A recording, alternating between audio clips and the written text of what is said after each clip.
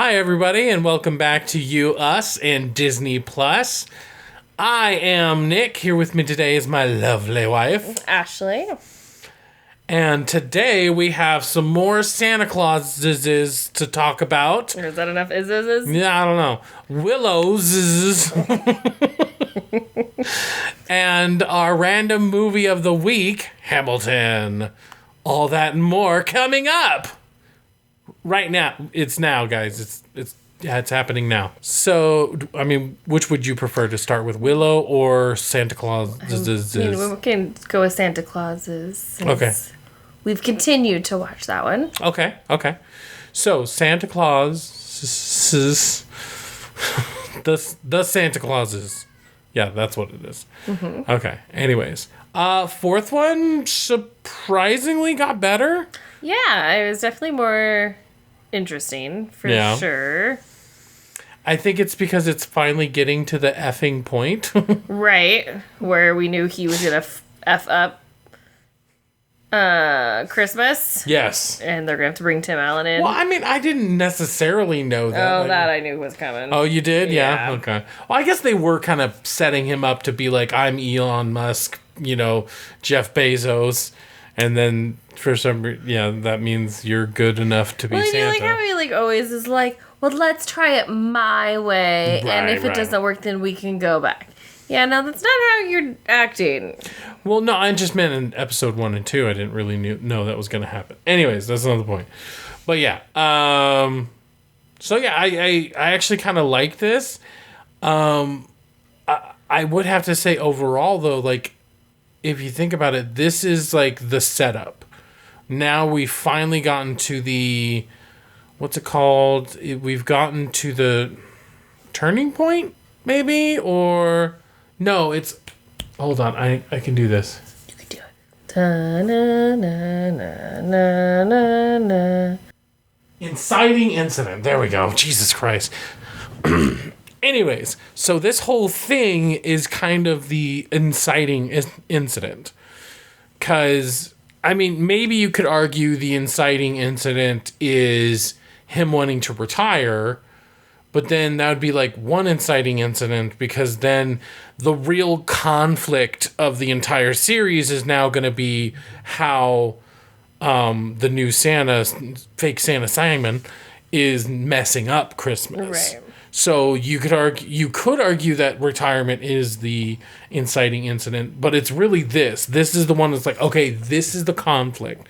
So the point I'm trying to get to, eventually, is this is the inciting incident. We're 4 episodes in. The first 2 episodes were really, I mean, I don't know. For the first 2 episodes were like setting up the characters, but then so was the third one, if you think about it, because that's when he finally did become because he had to introduce them Santa into it, yeah. Yeah. And so then this one is the inciting incidents, but it's also still sort of setting up the stakes, because now we get to see Tim Allen being a quote unquote norm and how he has to deal with that, because now he used to be the big blah, blah, blah, blah. He used to be the big guy on campus, right? The most important person in the world, whereas now he's like, oh, okay, I'm just a dad. I don't really have anything to do, so then he gets a job at Amazon. Essentially, but it's for the new Santa. Mm-hmm. Yeah. So yeah, I mean, I guess if we're thinking a traditional movie, you want the inciting incident to cap off the first act. So the first act, usually, depending on how long the movie is, right? The first act is 15, 20, maybe 30 minutes.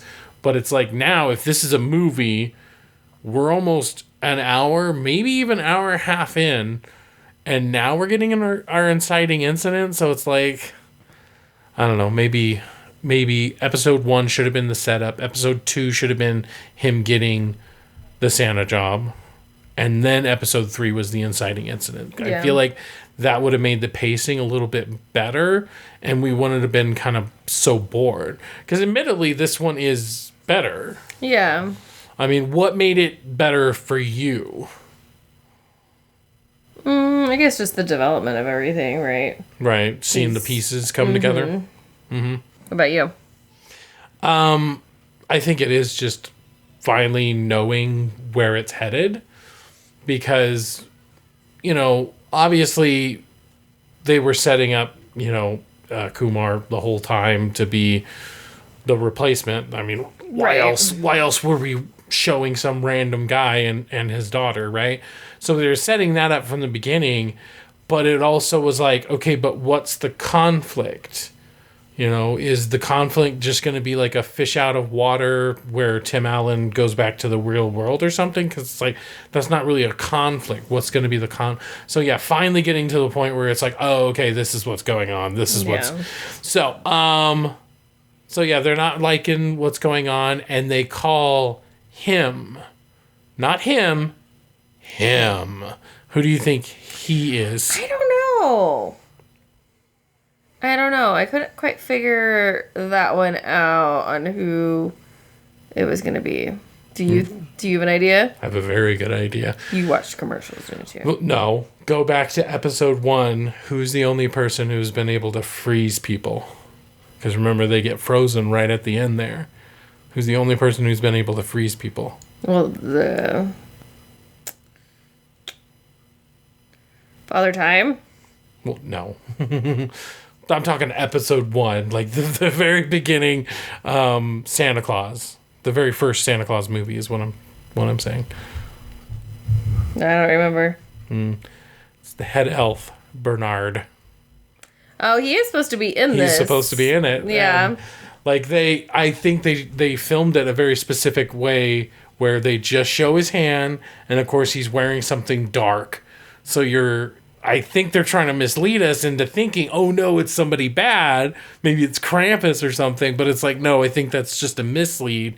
That's just the cliffhanger. They're going to turn the camera and it's going to be Bernard. Yeah. Because the elves are looking to find answers from somebody, that would make sense that it would be Bernard. Yeah. And I mean, I think somewhere in the first movie, Bernard was the only person who did that. And they've never really brought that up again. I don't remember that at all. Yeah. Because I think he did it to the mom and the stepdad. Oh, yeah. So yeah, it's getting better. It'll still be interesting to see where it goes, because I mean, at this point it is like, we've already had Jack Frost ruin Christmas, and we've already had Android Santa ruin Christmas. So it's like, now we have just basically capitalism ruining Christmas. Right. So it's like, is that really a good enough villain? Like, what's going to be the struggle? Can't be Christmas all the time. It's not, you got to have the fun, joy that Christmas does bring most people. So Santa Claus is maybe getting better. We'll see. Yeah.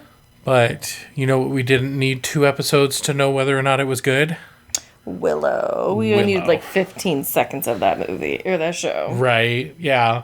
I mean, I said it to you. It was probably halfway through the first episode. I said, like, the difference in quality between this and that, night and day. Yeah. Night and day. This feels like they made such a big hubba-lubba-lubba about the Lord of the Rings series, and how it was the most expensive series ever made. They spent like almost $1 billion on it, or it was probably more like a couple $100,000, but still, it was the movie that they spent the most amount of money on. Other than, like, it doesn't have these big sweeping vistas, so it means that they have to have tons of CG and stuff like that. Other than it doesn't have that, I would say it's comparable to Lord of the Rings as far as, it looks 4K, it looks really well shot. I mean, we see all the wrinkles. But I mean, story-wise, how are you liking it so far? I definitely really like it. I loved it that I figured out who the what's her face is before you did. Saoirse? Yeah, no, not Saoirse. The baby. Oh, the baby. Well, that's because in the original movie it was a redhead. So I'm like, okay, this one person who happens to be a redhead, that's gonna be her. That's probably why they casted her. Probably, yeah. To throw it. Yeah. I mean, there's like the two main characters are not the main the baby from the movie. So that one I was thrown with, but it does make sense. They had to hide her identity and all of that stuff. Right. But it is kind of interesting that, it ended up being just the weird, like, girl who can make really good biscuits, apparently. So, but yeah, I mean, overall, like, I really like it, and I like the fact that it is Disney, you know, like, so they're not, like, showing people's blood and stuff, but I also do feel like, you know, they're still making it PG, you know, it's not like G where it's like, we're gonna get in a tickle fight, you know, and like the monsters and their design and everything I thought was really good. They're very dark, that's for sure, for Disney. I mean, it's keeping with the same theme from the original movie, but they are very dark, which I like, because if they would have tried to Disney-fy it, like Deadpool is a really good example. It's now owned by Disney, and so that was something we were really kind of cautious about. So now that they've come out, not only have they come out and confirmed it's going to be rated R, but we get freaking Hugh Jackman back. So like, say what you want about Disney, but they get stuff done. So the fact that we do have this very dark, because another thing you have to keep in mind is that this was a movie from the 80s. So just in general, like, PG movies existed in the 80s. That's one thing, like, you don't really think about nowadays, but like, there's not a lot of PG movies. It's either G, PG-13, or R. I feel like very seldom are we actually getting PG movies anymore, because they either everyone can watch them, or it's a Marvel movie, or it's, you know, it's a rated R movie, right? So I do like that this is very PG. You know, I do still feel like Zoe Ann and Maddie can watch it with us. They might be a little scared from some of the imagery or whatever, but not so much where it's like, okay, you need to go in the other room because we're watching SVU and it's a very yucky moment in the episode or something like that. So I like the balance. Yeah, I loved it very much. So loved it. I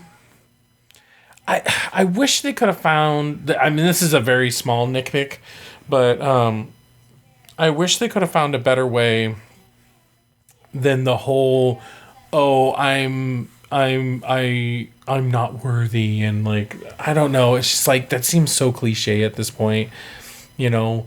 And like, one thing that really annoyed me is Willow trying to teach her how to do the rock, nigger. Like, of course, I went straight to Friends. Le, or what was it? Je m'appelle. Je m'appelle. Le boubou. So when Willow's trying to teach her the words, instead of like breaking it down, he just says the whole thing. And then he says the whole thing again. And then he says the whole thing again. And then, like, the entire time, it doesn't occur to him to emphasize that, hey, you haven't used magic your whole life. This is going to take time. And I feel like he did say that, but I don't know. Maybe it's the dad in me, like I'm being too protective or something.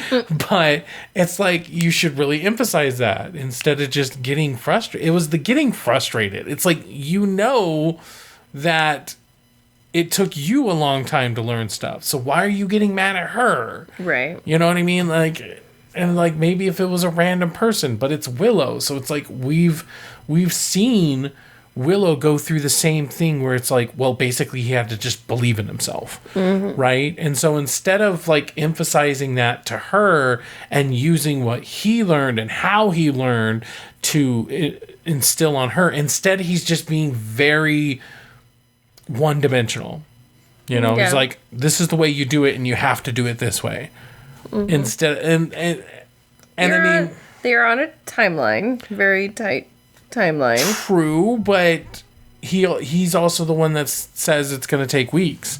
And yet he literally by the end of the second episode, he's like, I don't know if I can do this. I'm just going to quit. And it's like, it's been a day and she's been not doing magic for her entire life. And he even says at some point in the episode that because she hasn't used it in so long, it's dissipated. Yeah. So he knows that. And yet he's still acting like, oh my God, we can't do this. I'm going to leave.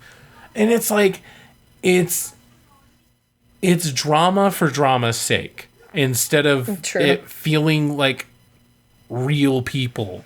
You know what I mean? It's like when we watch one of those silly like CW dramas and it's like this one scene's happening and you just know that the next scene is like, oh, this is going to happen and there's going to be a misunderstanding. And it's just so cliche. And it's like, I just wish they would have done that a little bit different, because of course they have the one scene with the girl where she's like, oh, I'm gonna listen to everything you say. What's the next thing she flippin' does?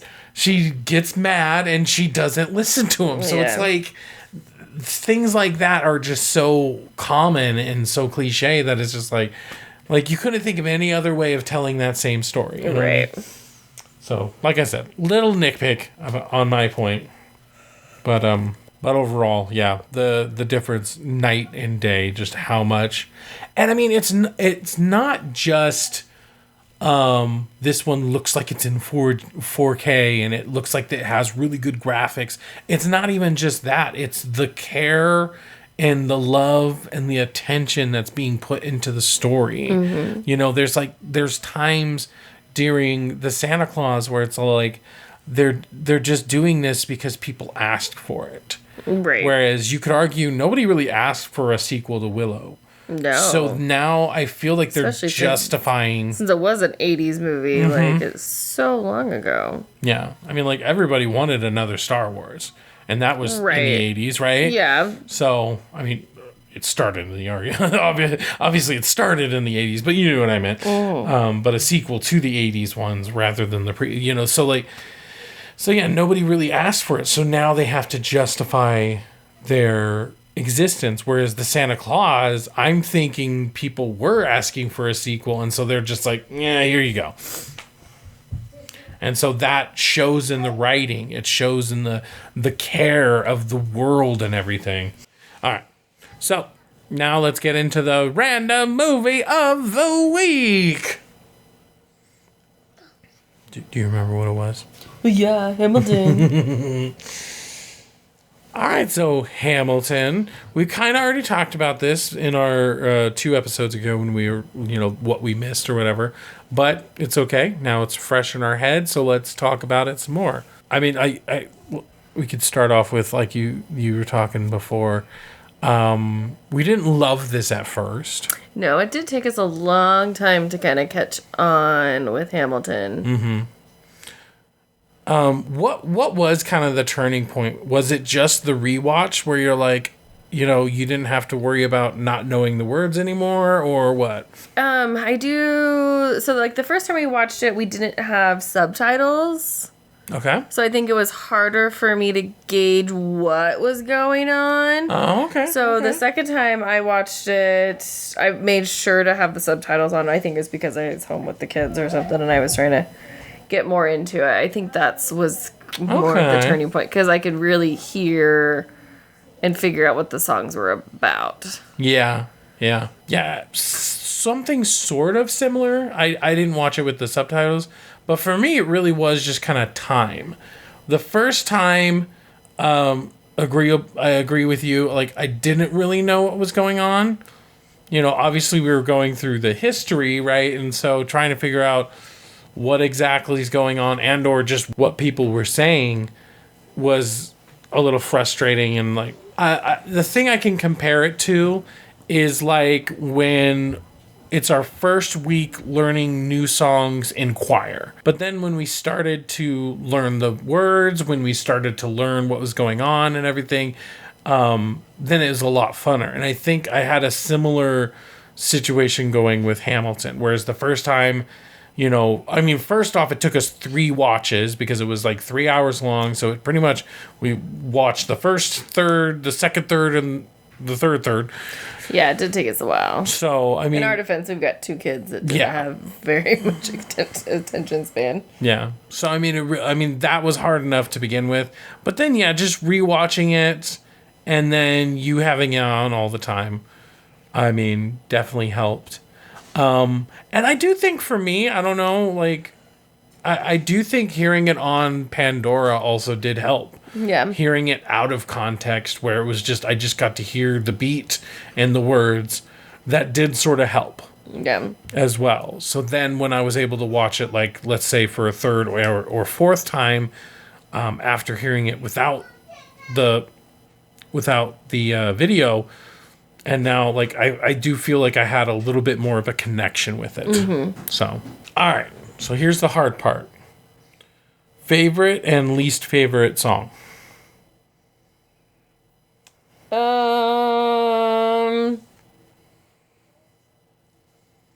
I really like Burn. When she finds out he's cheating. Yeah, and she's burning all the letters. That one has always been one of my favorites. I do like the remixes that other artists did as well. Yep. On that song. Mm-hmm. Least favorite is probably one of your most favorite. Any of them with the King. Oh my God, seriously? They're catchy, and I'll sing them. And I know all the freaking words, but they're probably my least favorite for sure. Yeah. What about you? I mean, favorite, yeah, I love the King ones. But I mean, like, if I had to choose something other than that, because that one's just silly. So if I had to choose one that's more, or that's different, The Room Where It Happens, I think. Yeah, that's my like second favorite one too, for sure. Room where it happened, the room where it happened. Okay, least favorite song. It's hard. I think one of the ones that's happening during the war.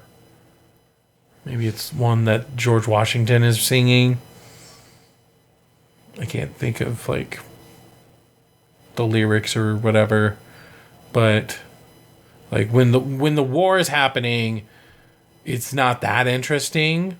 Because it's more interesting when they're debating and, like, coming up with the Constitution and, like, stuff like that. That was more interesting than the war itself. The war itself just wasn't really that interesting, and obviously they needed to get through it for the sake of history, I guess. But yeah, I was like, they could have skipped all the war stuff and rather done just like a quick recap or something, and I think I would have been fine. I didn't really like any of the war stuff. That's weird because I think there's only like 2 songs. True, but yeah, I just don't like them. About a bad general and one about where Hamilton. So no, I liked those. Those definitely benefited the story. And I mean, yeah, it makes him who he is, I guess. But still, like, I just didn't like any of the war stuff. That's where, like, for me, like the story just kind of drags at that point for me. So. Okay. All right. So, you know, something else came out recently. Dreamlight Valley, and they have a new update. Yeah. So the new update launched today with 3 new characters. I've got 2 unlocked so far. Can't figure out where to get Stitch. But they brought in Toy Story, so Woody and Buzz. And then Stitch is somewhere in the timeline. Because I keep getting more missions from other characters. So I'm sure it's in someone's timeline that I'll be getting Stitch as well. And then they did launch their holiday theme.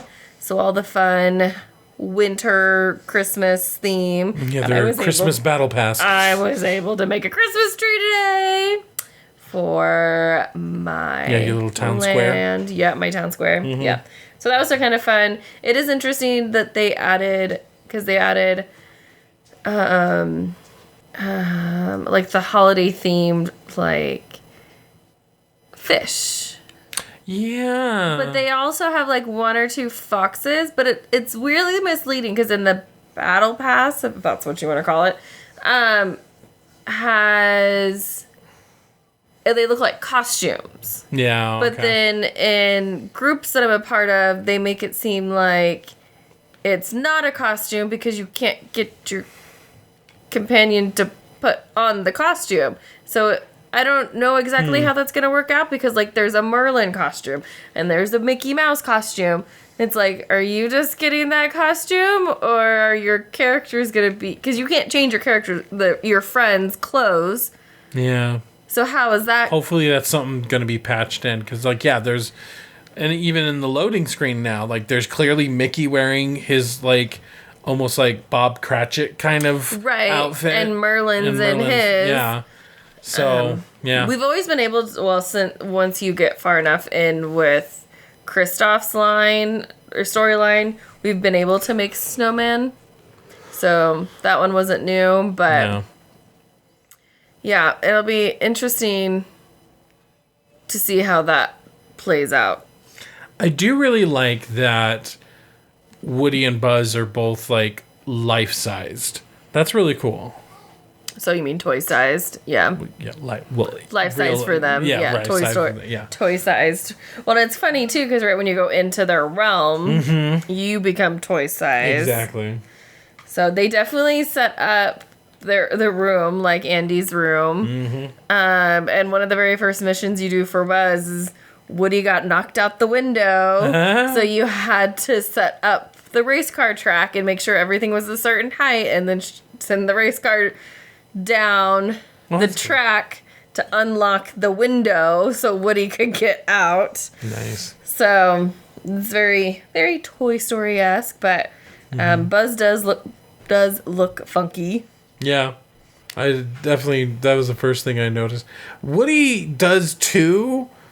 Like, Maui is the only other one I feel is just like, what? Everyone else, like, just looks like the character. So it's like, I don't know why, especially when it's a character that's already CG, right? Like, why mess with the dimensions and all that? Like, why mess with their cheekbones and all this weird stuff, right? Mm-hmm. But, like, Buzz, he almost looks like one of those, like, ventriloquist dolls from the fourth one. Like, that's like, kind of, yeah. Right, and now you can't unsee it, can you? That's creepy. But like, it seems like a version of Buzz if he was a ventriloquist dummy. Yeah. Thank you. I won't be able to get that out of your head now. No. Their houses, I don't think fit them very well, but... Yeah. But I guess the way you put it was that it was the last place you left them. So, like, the RV was the last place in the movies where Buzz was. And now the carousel is the last place that we saw Woody. Yeah, but why is it dilapidated? It's part of their line. It's part of their storyline because I've already upgraded it so it looks cleaner. Oh, you have? Okay. Yeah, so it's part of his storyline, I guess, to get him. Well, I guess the whole thing about the entire game is that you've been away for a really long time, and so the Forgotten has taken over. It sort of being dilapidated, I guess, does make sense in the sense of this, or in the story of the game. But yeah, I guess it just didn't make sense when I was thinking about it from the context of the movies. Yeah. So yeah, okay. Yeah, What do you think about the content? Because I know, like, what it's been out since today, and what are you leveled up to on Woody and Buzz, respectively? I think I'm level 6 for Woody. Like 7 already for and Buzz. 7 or 8 for Buzz already. And it didn't take me very long, because I just go around and do some of the missions, but I also just harvest stuff, right? That's how... You can level them up so quickly. I do hope that later on down the line, there's an incentive to go back to certain characters to, like, level them up. Yeah. Because, like, I have certain characters that I go around and forage with, or harvest, or mine, or all those things. But I usually don't go around and, like, pick up different... Like, I find the characters that work for me, or I can find easily when I need to go do what I need to do, versus anything else. I do find it weird that it's... And it's also a free-to-play game. I don't know. And the fact that I'm still topped at 40 seems really weird. Yeah. They didn't up my limit. Yeah. I mean, it seems like the characters that it started with maybe make it easy for them to level up. But it's like now you added 2 characters. Maybe you should have... Or, well, 3, yeah. Maybe you should have made it a little different how the leveling system works. Now, granted, obviously, you don't want to make it too hard because then people will notice immediately and they'll be like, hey, now, wait a second. But at the same time, it's like, this is too easy. You've gone through one day and you've gone well over halfway there. And so now it's going to be, next week. And you're just going to be like, okay, where's the next bit of content? Right, because I've been playing it for, what, a month or when did it come? I don't even know when you got it for us. Let's just say a month because I'm not 100% on that. Because, I got everything maxed in a month. And then, unless they come out with these updates more often... Yeah. So, because, there's a lot of doors in that castle. So why would it only open one at a time? Well, and sometimes, right, you can unlock characters without opening a door. True. Like, I could get Stitch for we didn't have to open a door for Eric. True, yeah. So, there's those certain characters, I would assume Stitch we'd probably open a door to, right? They live in a different world, but, I don't know, it's just... Yeah, I just wish they would... It's kind of disappointing, I guess. Yeah. I wish there was more... I'll continue to play to get through the fun holiday pass and get through that stuff to upgrade. But a lot of that I could... I've got enough... What is it? Dream Light? Is it... Yeah, whatever it is. The premium. Moonstones. Yeah, the premium stuff. I've got enough of those... that I made myself the premium package, and I could just go buy a whole bunch of moonstone or the present, the currency. The currency to get it, without even getting a lot of that, without playing through the objectives. Right. I don't know. I wish there was more of a. We play Fortnite, right? There's a storyline to their holiday line, where this is just a whole bunch of other. The stuff that you already do, go feed critters 2 times. Right. Yeah. Or one of them actually was more specific. It was have Moana be a friend with you for at least an hour. I hadn't seen that one. So maybe I'll get some different quests to do with it. But there's no storyline, there's no consistency. It's just, and you get 6 at a time, and then hope you make it through all of them. So. I was talking to you off camera, off show. I was talking to you before. It's I think they should have made more things that are more video gamey, in the sense of my example that I gave you was in the restaurant. His name is Remy. not Remy. Thank you. I was his name's not Ratatouille. Remy, in Remy's restaurant. You can give people orders, but that's random. I think to kind of gamify it, you could have there be an open sign, so you can go over and click on the open sign, and then more people will come more frequently, and then maybe you get their order, right? First you have to go up, you have to walk, instead of them just having it over their head. Yeah. You actually have to go up to them, ask them what they want, and then maybe it starts a timer so that you get a certain number of coins depending on how long it takes you to do their order or whatever. I think something like that could be really fun. Or even just being able to expand it all. Everybody's taking their time to decorate. I haven't decorated mine much. Once I maxed out everything, I kind of got a little bored and was like, okay, let me take my hand. Yeah, you have 11 floors in your house. Yeah, and 8 of them are not decorated at all. Right. Apparently, if you max up at 20, I figured that one out. I didn't buy it, but I figured it out. But I finally took the time to try to get the paths, and I was like, oh, this would be cute if there was outdoor seating out in front of the restaurant. But it would be kind of cool to have some interaction, because it's just decorations that sit there. Yeah. You can't sit at them. Maybe the other I've never seen the other characters sit at it, because it's a decoration, not right in the restaurant. Yeah. So yeah, just little things to actually like gamify it, because outside of the, quote unquote, like life simulation of go harvest stuff to sell, to get more stuff to plant, to then sell that, to get more stuff to plant, to sell that, that whole loop where that is, somewhat of a game or whatever, but it's like other things to kind of, I mean, the missions really are a way to gamify it, right? But just more, I guess more things that are repeatable rather than just go pet a critter 2 times, Well, and even that I got on a whole thing with that today. That drove me nuts. Because so apparently with the update, they've made it easier to approach certain creatures, which is great. But there's no rhyme or reason that somebody's probably figured it out. Yeah. That you can feed them X amount of times and they will become your companion. Yeah, okay. So, today was probably the first time I was actually able to approach a bunny and feed it.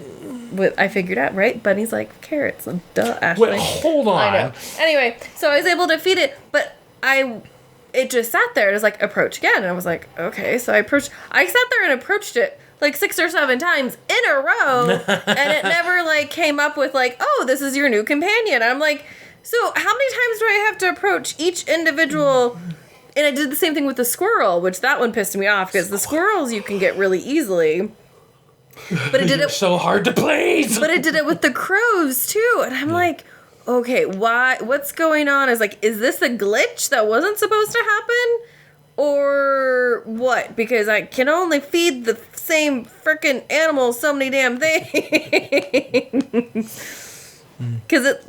Anyway, I am disappointed that a new land didn't open up. Like, a lot of us have been playing for so long. Because it was all fogged out before, right? Yeah, so there was nothing at the top of the map. Mm-hmm. And then all of a sudden things started appearing. And we're like, oh, maybe things will start to open up. So I'm very disappointed with that because what else am I going to use my Dreamlight on? Like, I do go do all these things.